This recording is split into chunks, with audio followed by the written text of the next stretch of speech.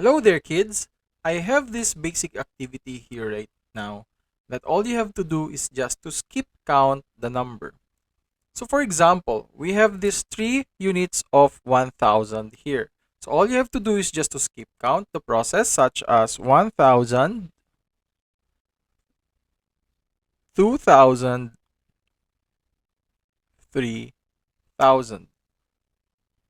Because adding all three of this will give you a total of 3000.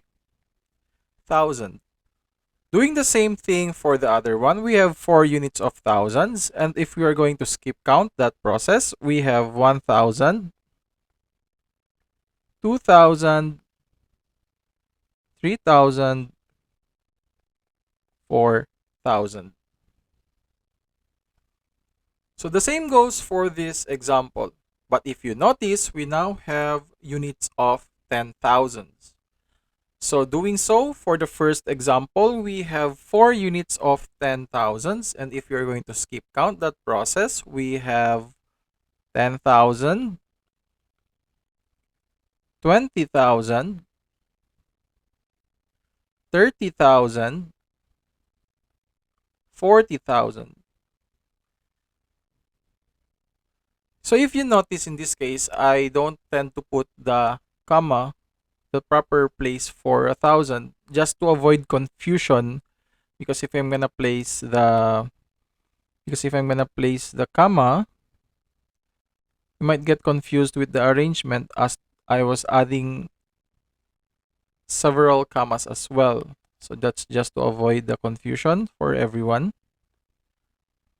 Going to the next example, we now have 5 units of 10,000s. So skip counting the process. We have 10,000, 20,000,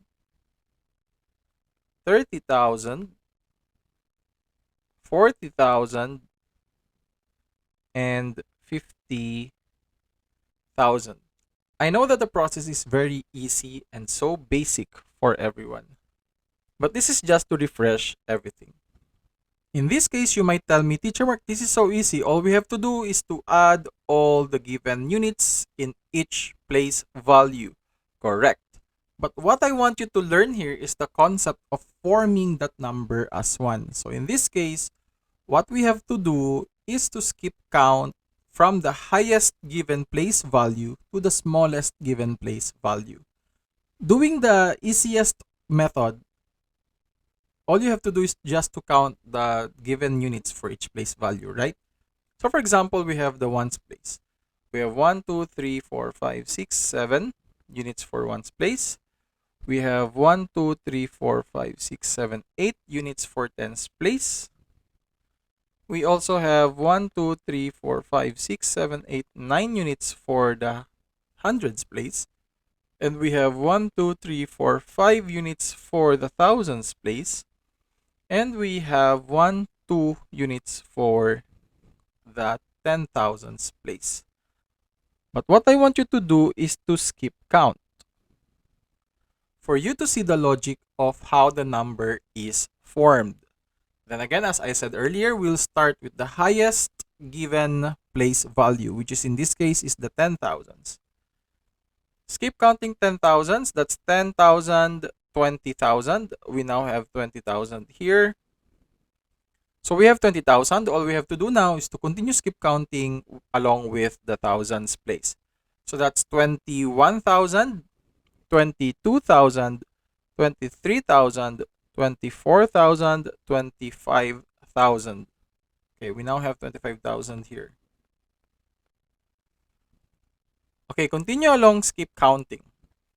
25,100, 25,200, 25,300, 25,400, 25,500, 25,600, 25,700, 25,800, 25,900. So that's 25,900.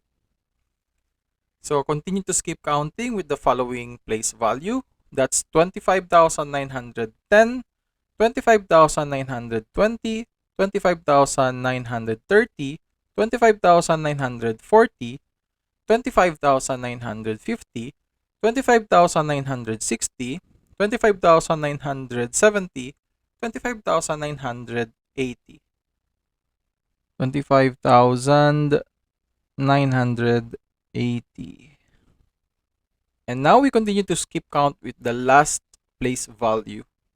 So that's 25,981, 25,982, 25,983, 25,984, 25,985, 25,986, 25,987.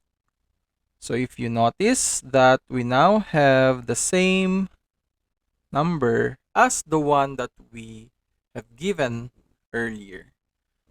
I know that this is a very easy task for you, but I want you to do the long process, which is the skip counting part, as part of you practicing as well. Okay? So that is it. We're done.